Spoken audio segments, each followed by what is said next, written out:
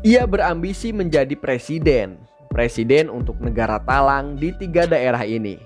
Pemikiran si Kutil ini ternyata disambut gembira oleh banyak masyarakat di sana karena menganggap dialah yang akan merubah nasib mereka jauh lebih baik.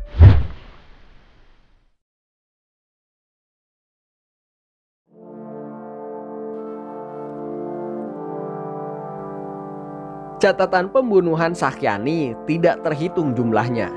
Banyak pembunuhan yang ia dan komplotannya lakukan yang tidak tercatat sejarah. Namun, beberapa tragedi berhasil direkam dan diabadikan dalam bentuk kisah nyata. Salah satunya saat dia menangkap seorang bupati tua yang kemudian ia telanjangi dan ia penjarakan karena Sahyani telah mengangkat dirinya sendiri sebagai kepala polisi. Kepala pemerintah lain dan para polisi jujur diculik dan dibantai di jembatan Talang, Tegal.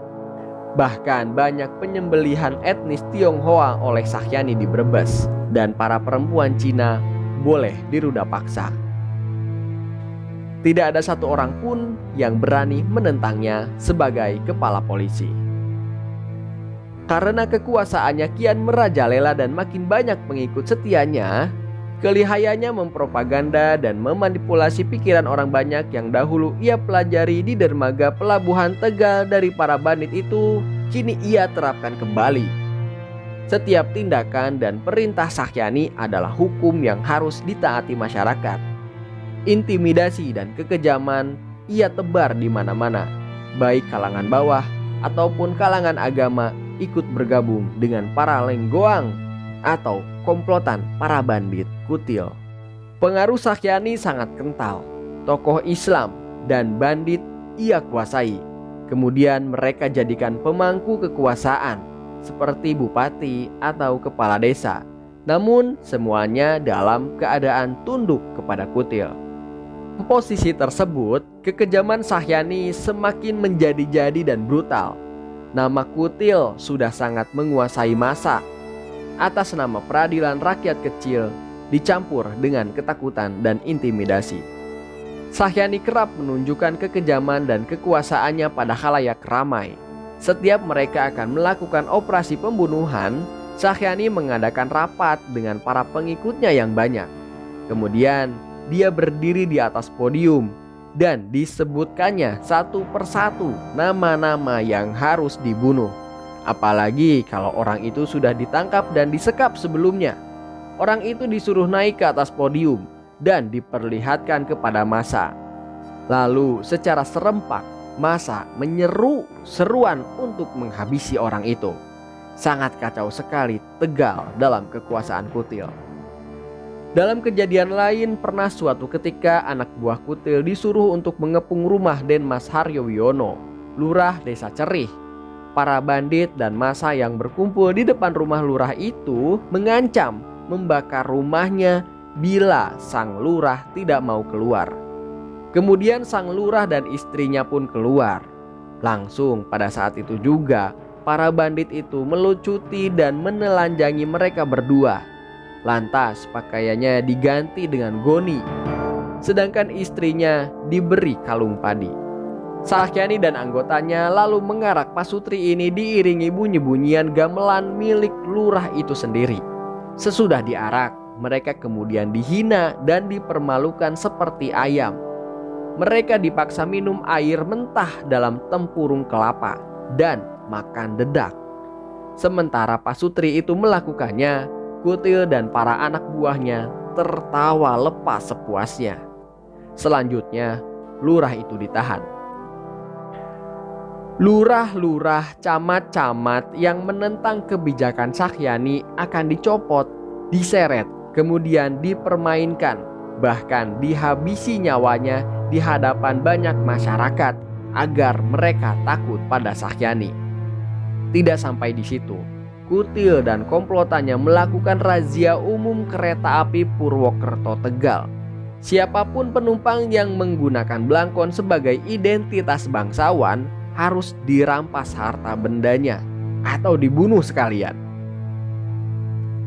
Termasuk Ruslim, opister bengkel kereta api Tegal.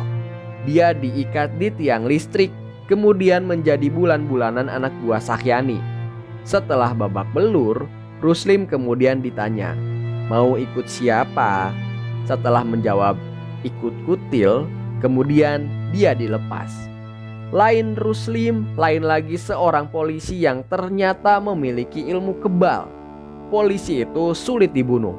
Samurai tidak mempan walau berulang-ulang ditebaskan pada tubuhnya. Akhirnya, karena para bandit ini kehabisan akal, polisi itu dimasukkan ke dalam lubang di dekat jembatan Kaligung. Kemudian dia dikubur dalam keadaan hidup. Strategi lain yang dilakukan Kutil dan para banditnya adalah melakukan teror gedor rumah satu persatu. Kemudian mereka diharuskan mengikuti Kutil jika tidak ingin disembelih. Akhirnya semua penduduk turun ke jalan mengikuti Sahyani. Beribu-ribu massa rakyat membanjiri jalan Talang menunggu komando dari Kutil.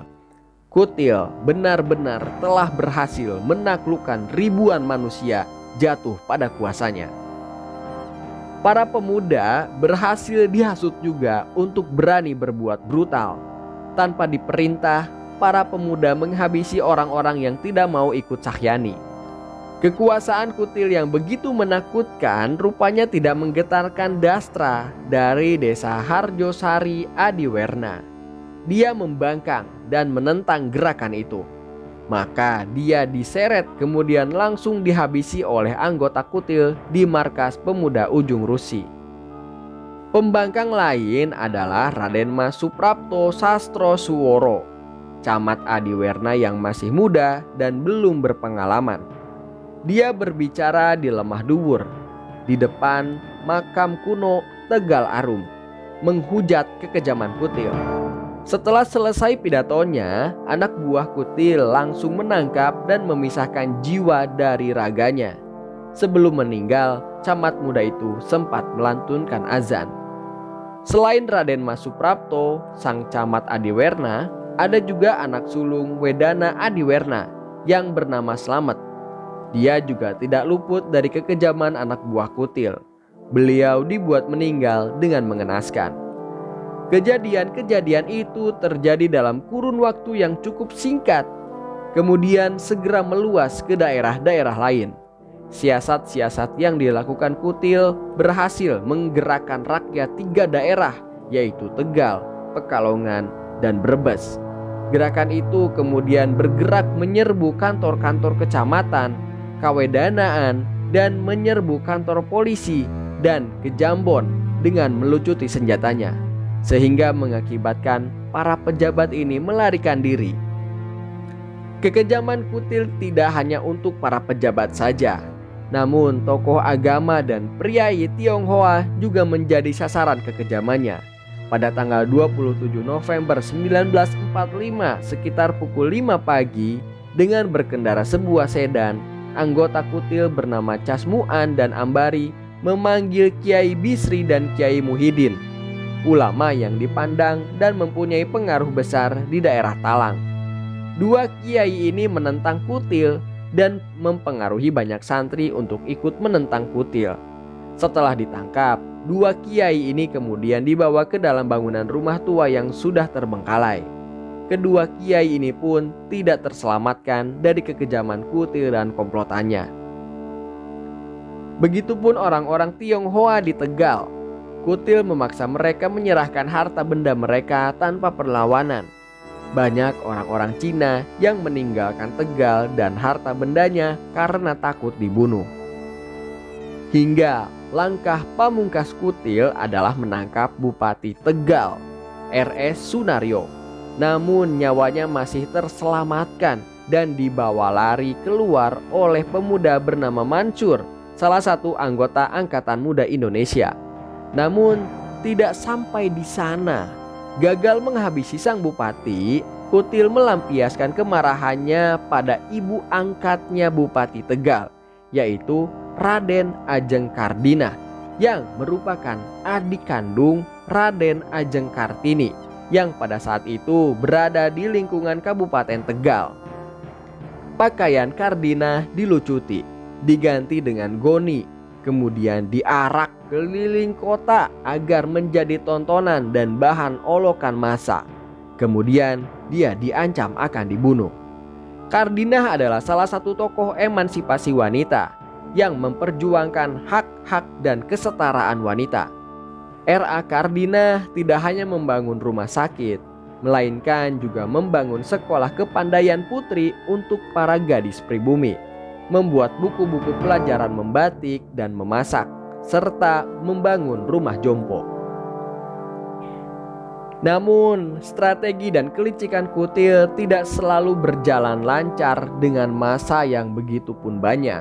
Terbukti saat dia menyerang kota Pekalongan. Ternyata Kutil berhasil ditangkap dan dipenjara. Bahkan dia divonis dihukum mati. Tapi sekali lagi, nasib baik rupanya masih berpihak padanya. Saat dirinya ditahan dalam tahanan Wiroguna Yogyakarta, Belanda melancarkan agresi militer ke-1.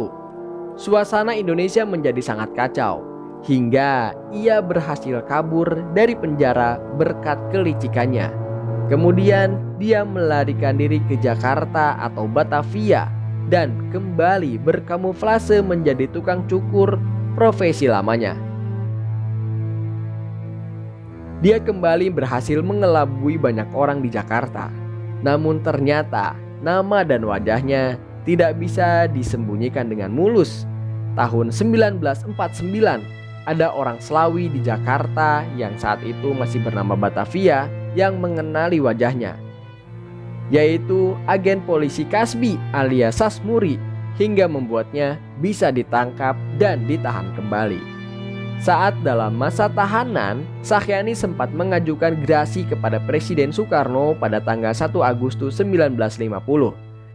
Tetapi gerasinya ditolak melalui keputusan Presiden nomor 336/G/1951 tanggal 24 April 1951. Sehingga Pengadilan Negeri Pekalongan menguatkan kembali keputusan vonis mati 21 Oktober 1946 silam menjadi keputusan tetap yang pasti. Dan pada tanggal 5 Mei 1951, Sahyani akhirnya dipertemukan dengan akhir hidupnya. Dia dieksekusi oleh regu tembak di pantai Pekalongan. Dan Sahyani alias Kutil menjadi orang pertama yang dieksekusi mati di Republik ini setelah merdeka.